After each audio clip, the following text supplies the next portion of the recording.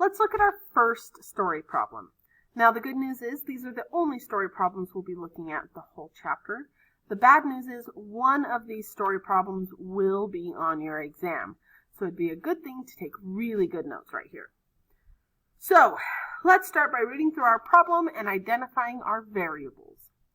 John receives an inheritance of $12,000 that he divides into 3 parts and invests in 3 ways.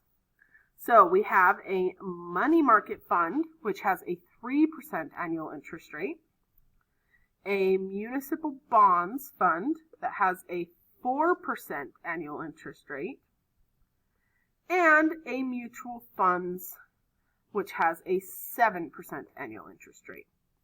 So first thing we're going to need to do is give all of these variables letters, names, so we can talk about them in equation forms. So here's what I'm going to do. I'm going to say money market funds, I'm going to call M. Money market funds.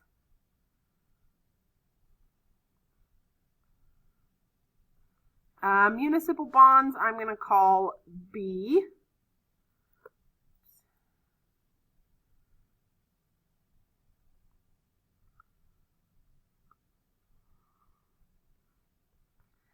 And let's see, mutual funds, let's call that F.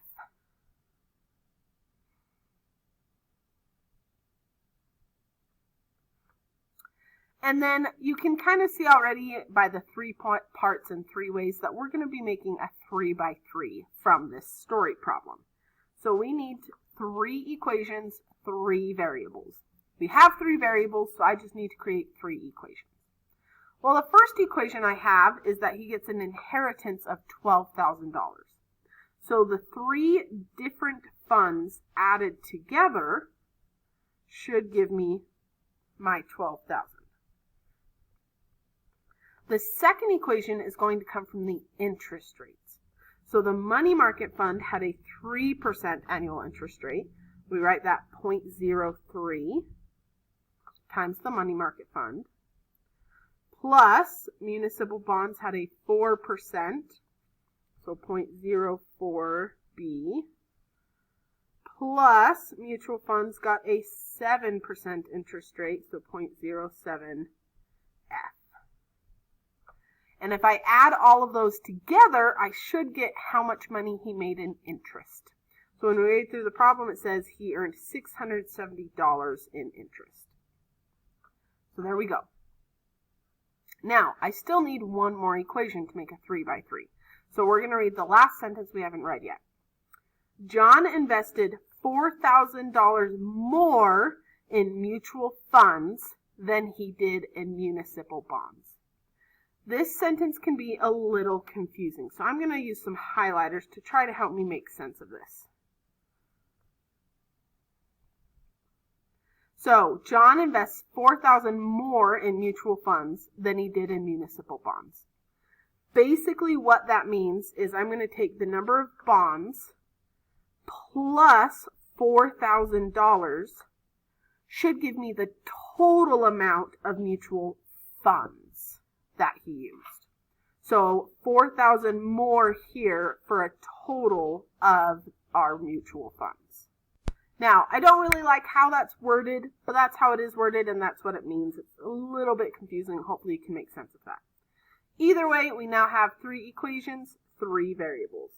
So, the next thing I need to do is decide which variable I want to eliminate.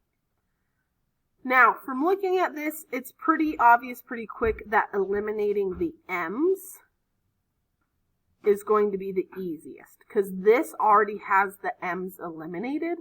So I just need to eliminate the m's from the top 2 equations, and then I've got my 2 by 2 that I can solve through the rest of the way. So let's do step 2 and take my top and bottom equation right here.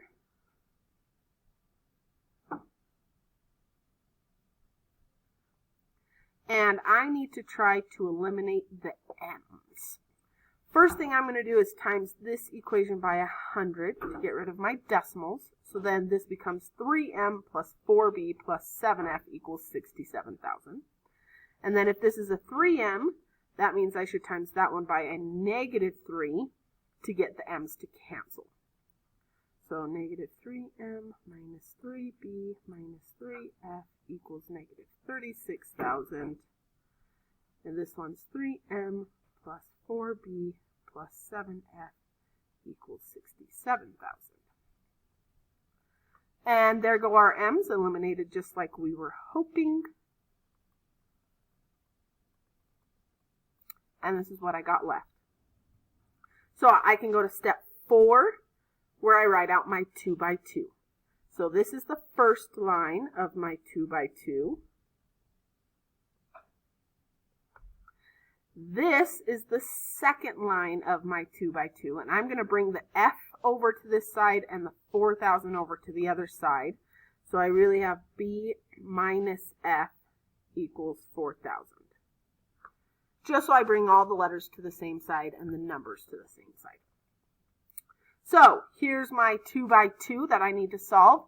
You can solve this using substitution or elimination any way that you want.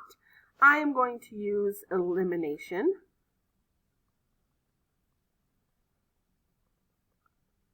So for my elimination, I think I am going to multiply the bottom equation by a negative 1.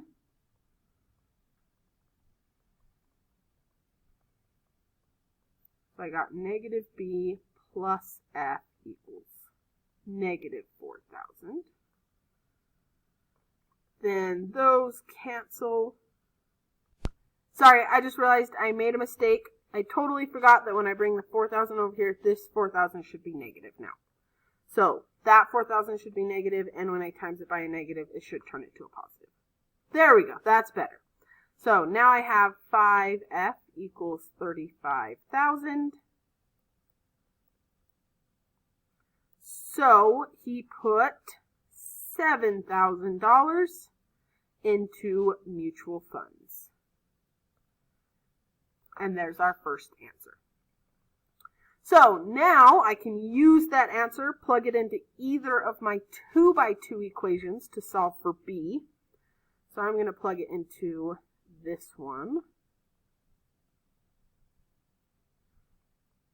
Plug 7,000 in for f. If you want to solve this in a different way, totally fine. There are a lot of ways to solve a system of equations. This is just one of them. So I end up with 3,000 in mutual bonds, or municipal bonds. There we go. Now, I know that I should have a total of $12,000 for this inheritance. So if I have 7,000 and 3,000 so far, that means all that's left is 2,000 for my money market fund. Now, notice I am not writing my final answer as a point because this is a story problem. So my story problem, just make sure I have $sign on my answer because that's the units for the story problem. And then that should be my answer for how much he should put in each place. So that's all I need. So that's it for our first story problem. We have one more video today where we're going to do our last story problem of the lesson. And then you're done with this lesson and you're done with story problems for the chapter.